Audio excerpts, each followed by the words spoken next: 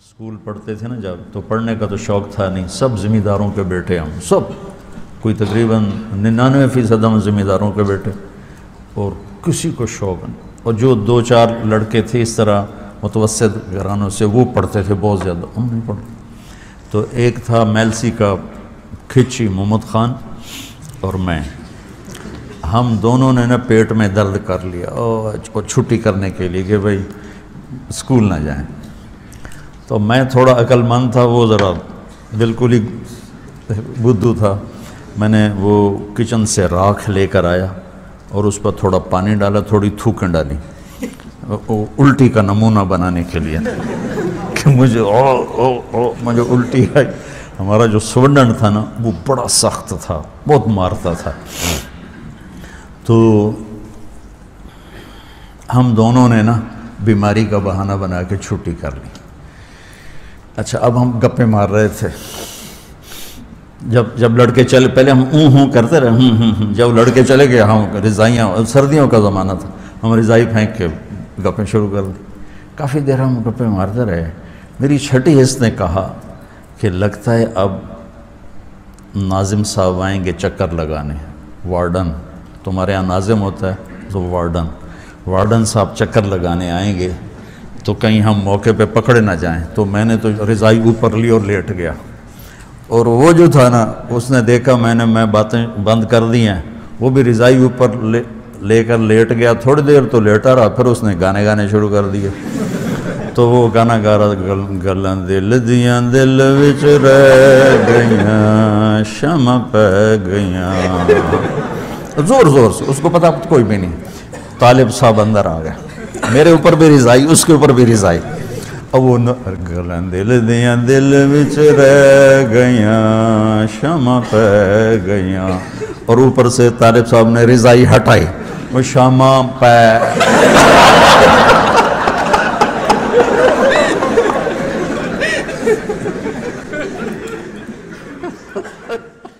وہ کیا ہوا ہے، کہتے ہیں کہ وہ ان کے دوست کی کہیں شادی تھی، تو جو بے وقوف ٹائپ کے لوگ ہوتے ہیں نا، ان کو بہت سوالات پوچھنے کا شوق ہوتا ہے کہ نکاح کے بعد کیا ہوگا اور کیا بیگم سے بات چیت کیسے شروع کرنی ہے، کیا وہ پاگل ہوتے ہیں یہ لوگ۔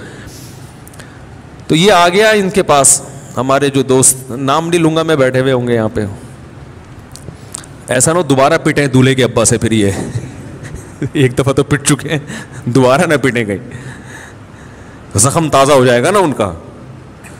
تو وہ دولہا جس کی شادی تھی، رخصتی تھی رات کو، وہ آیا ان کے پاس ایسے ہی پوچھنے پاچھنے کے لیے۔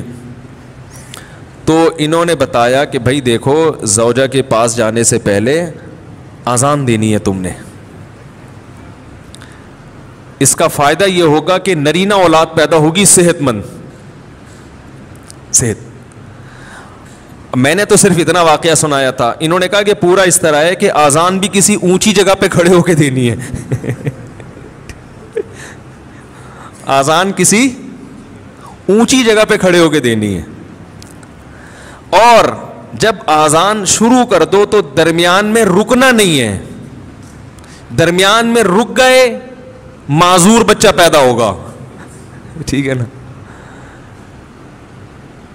اب یہ جناب شروع ہو گیا، مذاق کیا تھا اس نے، مذاق کیا تھا، وہ سیریس ہو گیا۔ اب وہ دلہن بیٹھی بھی ہے، یہ ڈریسنگ ٹیبل پہ چڑھ گئے نا، اس سے زیادہ اونچی جگہ ان کو نظر نہیں آ رہی تھی، تو شکر ہے الماری پہ نہیں چڑھا، الماری پہ سے نہیں چڑھا کہ بھائی جب چڑھ جاتا الماری پہ تو کھڑے ہونے کی جگہ نہیں تھی۔ وہ بیوی کہتی کسی بندر سے میری شادی ہو گئی ہے۔ وہ ایک آدمی گیا نا نفسیاتی ڈاکٹر کے پاس کہ مجھے وہم ہو گیا کہ میں بندر تو نہیں ہوں، تو ڈاکٹر نے بولا پنکھے سے اترو گے تو میں علاج کروں گا نا اپنا، پنکھے سے تو نیچے اترو۔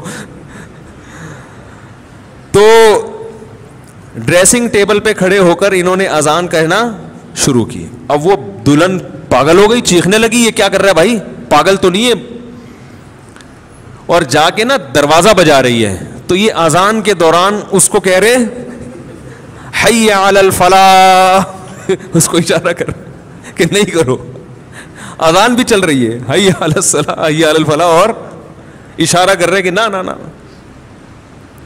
وہ دروازہ کھولا، دولہا کے ابا نے، دلہن کہہ رہی اس کو دیکھو کیا ہو گیا، یہ کون ہے، پاگل ہے، بھاگ گئی، وہ ظاہر ہے بھاگنا ہی تھا، اس نے گھر چلی گئی، تو نفسیاتی پاگل ہے۔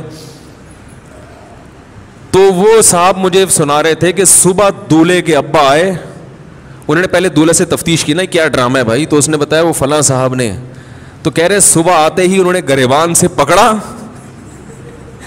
بات چیت شروع کرنے سے پہلے مکے لگانا شروع کر دی.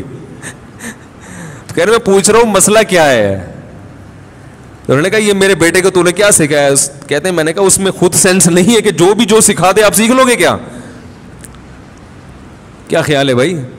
یعنی کوئی بھی کچھ بھی کہہ دے تو آپ اس پہ عمل شروع کر دو گے, اس میں اتنی عقل نہیں ہے تو مکے تو اس کے لگاؤ جا کے. تو وہی ہے کہ وہ ایک آدمی تھا تو اس کی بیوی میکے گئی تھی, دن اوپر ہو گئے تو بیوی آئی نہیں. اس نے بیوی کو میسج کیا کہ کب آؤ گی, بیوی نے آگے ایک اور بات لکھ دی, کوئی بات بھی تھی. اس نے تھوڑی دیر بعد پوچھا تم یہ بتاؤ کب آؤ گی, اس نے پھر کوئی اور ایک کو بات ادھر لکھ دی. خاوند نے پھر پوچھا تم یہ بتاؤ آؤ گی کب, سمجھ آ رہی, باقی باتیں چھوڑو تم نے آنا کب ہے. اس پر پھر اس کی بیوی نے اپنے شوہر کو ایک لطیفہ لکھا. انہوں نے کہا ایک شیر تھا جنگل میں, اس نے جانوروں سے کہا بھی اپنے ماتحتوں کا خیال بھی کرو اور اپنے ماتحتوں سے پوچھ گچھ بھی کیا کرو, اور یہ گڑبڑ کریں تو ان کی ٹھکائی بھی کیا کرو.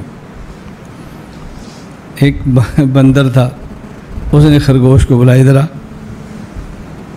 خرگوش مستیاں کر رہا تھا, کھیل رہا تھا, مٹک مٹک چل رہا تھا. بندر نے کہا ادھر آ. خرگوش آیا, بندر سے خرگوش نے پوچھا تو یہ دس تو ٹوپی کیوں نہیں پائی. یہ پنجابی سب سمجھتے ہیں نا. بندر نے پوچھا بھائی تو نے ٹوپی کیوں نہیں پہنی. اس نے کہا جی میرے کان لٹکتے ہیں, لمبے ہیں, تو ٹوپی پہنتے ہو تو اتر جاتی ہے. اس نے لگائی کس کے, چانڈ مار گیا, دفعہ ہو جا. دوسرے دن پھر جب بندر گیا تو یہ خرگوش کھیل رہا تھا. اس نے ادھر آ. جی. اس نے کہا تو نے ٹوپی کیوں نہیں پہنی. اس نے کہا جی میں نے کل بھی تو دسیا جی میرے کان لمبے نے, ٹوپی کھلون دی, انہوں نے پھر کرنا مٹ سٹی نس جا. بندر اتر ہوتا چلا گیا. کل پھر اس نے دیکھا کھیل رہا تو اس نے کہا تو ٹوپی کیوں نہیں پائی. انہوں نے کہا جی میں تو کل بھی دسیا سی, پرسوں بھی دسیا ہے, میرے کان لمبے نے, ٹوپی کھلو. پھر چھنڈی ایک ہوتے, اس نے پھر ایک لگا دی. بندر بڑا پریشان ہے, کیا کرے. خرگوش بڑا پریشان, کیا کرے. اس خرگوش نے جا کر شیر کو شکایت لگائی. اس نے کہا جی آپ نے آرڈر تو دے دیا, ماتحتوں کا خیال کریں.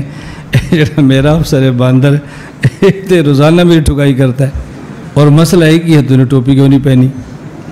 میں نے ایک دن اپنا عذر بتایا, پھر مار کھائی ہے, پھر عذر بتایا, پھر مار کھائی ہے, تیسرے دن کیوں پھر مار وہی کھا رہا ہوں. شیر نے کہا اچھا. اس نے بندر کو بلایا, بندر کو بلا کر کہا بھائی مارتے ہیں ماتحتوں کو لے کر, کوئی بہانہ تو ٹھیک ہونا چاہیے. تو ایک ہی بات پر ایک دن مارتا ہے, پھر دوسرے دن مارتا ہے, اس طرح تو پورا ماحول خراب ہو جاتا ہے. مارو لیکن کوئی بہانہ ٹھیک ہو. اب دیکھو میں تمہیں ایک مثال دیتا ہوں. آپ خرگوش کو بھیجو کہ جاؤ سموسے لے کر آؤ, وہ سموسے لے کر آ, پھر پوچھو چٹنی لایا, وہ جی نہیں, اس کو لگا دو ایک, چٹنی کیوں نہیں لایا. اگر وہ کہ جی لایا ہوں, تو پھر پوچھو کون سی لایا, دہی والی یا آلو بخارے والی. کہ دہی والی, پھر ایک لگاؤ, آلو بخارے والی کیوں نہیں لایا. اگر وہ لایا آلو بخارے والی, پھر مارو, وہ تو دہی والی کیوں نہیں لایا.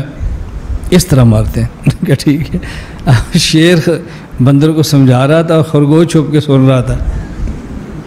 کل بندر نے خرگوش کو بلاؤ, کہا سموسے لاؤ.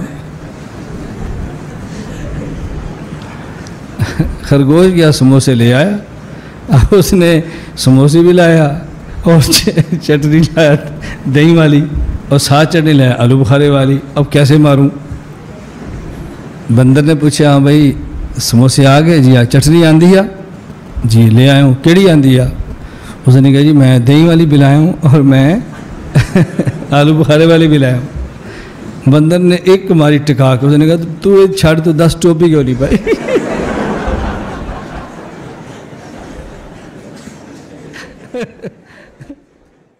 ایک دن میں ناظم مالیات جامع فاروقی میں چلا گیا, جیب میرا خالی تھا. ناظم مالیات سے میں نے کہا بدبخت 15-20 ہزار روپے دے دو, ایمرجنسی میں تنخواہ آ جائے گی تو لے لینا, کریں گے کوئی ترتیب, کسی مرید کو پھنسا دیں گے, آپ 15-20 ہزار دے دو. اس نے کہا حضرت آپ قرضہ نہ لیں, آپ کے لیے کسی نے کوئی لفافہ دیا ہے. میں نے کہا بابا مجھے 15-20 ہزار چاہیے, لفافہ سے میرا کیا ہوگا. اس نے کہا یہ لفافہ میں نہیں جانتا. ایک بندہ آیا, اس نے کہا 2 مہینے سے میں امریکہ سے آیا ہوں, اب میں واپس امریکہ جا رہا ہوں, مولوی مینگل سے ملنا ہے مجھے, لیکن آپ نہ مل سکے تو وہ چلا گیا اور یہ لفافہ دیا. لفافہ جب ہم نے کھولا 500-600 پتہ نہیں کتنے اس میں ڈالر تھے. میں نے کہا بابا مجھے 20,000 چاہیے, 15,000 چاہیے, یہ 500-600 ڈالر سے میرا غریب کا کیا بنے گا؟ اس نے کہا اللہ کے بندے یہ بہت بڑا پیسہ ہے. میں نے تصدیق نہیں کی. اس نے کہا آپ تھوڑی دیر صبر کرو, آدھا پونا گھنٹے کے بعد میں مسلم کمرشل بینک سے ہو کر کے آ رہا ہوں, پھر آپ کو بتا دوں گا. وہ جب وہاں سے آیا تو میرے خیال میں 42,000 یا 43,000 وہ لے کر کے آگے انہی ڈالروں کے. اب 500-600 ڈالر تھے یا اس سے کم تھے, لیکن 40,000 جب یہ بنے. اب امریکہ کے ڈالر دیکھنے میں تو بہت کم ہے, مقدار میں تو بہت کم ہے, لیکن پاوروں کا زیادہ ہے. پاکستانی پیسہ تو زیادہ ہے لیکن اس میں پاور نہیں ہے. میں نے اس دن سے توبہ کیا کہ میں امریکہ کی مخالفت نہیں کروں گا. ایک دوست تھا, میں بہت پرانی بات, اس کے گھر گیا زبردست جناب وہ گدے لگے ہوئے اور بیٹھک میں. میں بڑا حیران ہوں اور یار اتنا پیسے والا بھی نہیں ہے, لیکن اس نے بڑے زبردست قسم کے گدے شدے سے محفل بنائی ہے اپنی. میں نے کہا یار یہ حضرت یہ سارا حلال کا مال ہے, کیا مطلب؟ کہتے جی ٹرین میں سوار ہو گیا تو فرسٹ کلاس میں, وہاں سے باہر پھینک دیتا ہوں نیچے میں 2 سیکنڈ ہو گیا. یہ سارا وہی سرکار کا مال میں نے چوری کیا ہوا. تو میں نے کہا حلال کہہ دے, تو کہتے سرکار ٹیکس دیتی ہے, بڑے کام نہیں کرتے, ہم وصول کر رہے ہیں. کیا شرافت کہا, کیا شرم